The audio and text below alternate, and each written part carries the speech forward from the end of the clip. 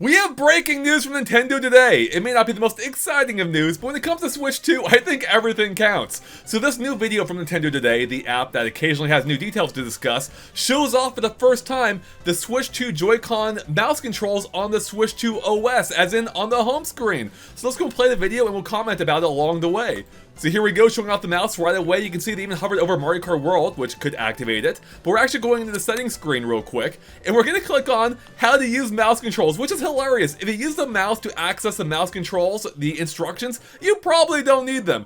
In any case, it walks us through a few steps here, so we'll go and play through them, including some cute pictures. You can add the Joy-Con strap it mentions for better controls apparently. But more importantly is it tells us that after you set it down, you can actually use a control stick to scroll through menus, almost like a scroll wheel on a normal mouse. So let's go ahead and play it, and they show it off here. They're using the control stick to go through the menu, which is neat.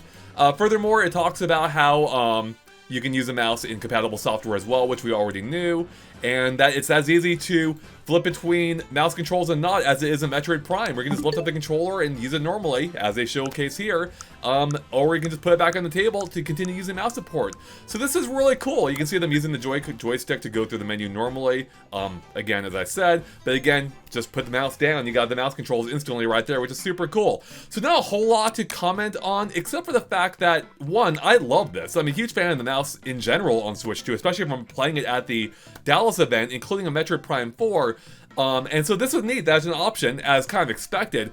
Now, the downside, though, is that this interface, for it being as similar to Switch 1 as it is, what that means is it's not really taking advantage of what the mouse can do. Like, this isn't really going to be that much faster. You can only see a handful of icons on the screen, which would take just a couple of clicks with the mouse, with the joystick to reach.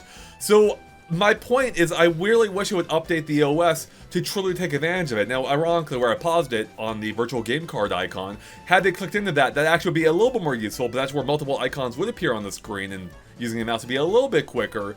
But yeah, I kind of do hope that they add more mouse benefits in the future to the Switch OS, because right now this is pretty minimal, in that just really giving you a cursor to use and that's it. There's not even any cute mini games to play.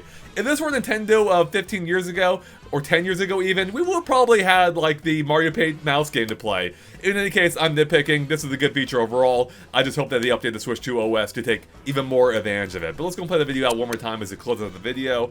But that's pretty much it, everyone. That's just a look at the more of the Switch 2 OS, how the mouse works on it, which is great to see.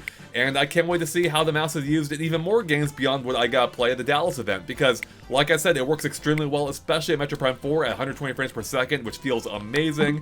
And I can't wait to see more uses for it. But that's it, everyone. Thanks for watching. We'll catch you later. Bye.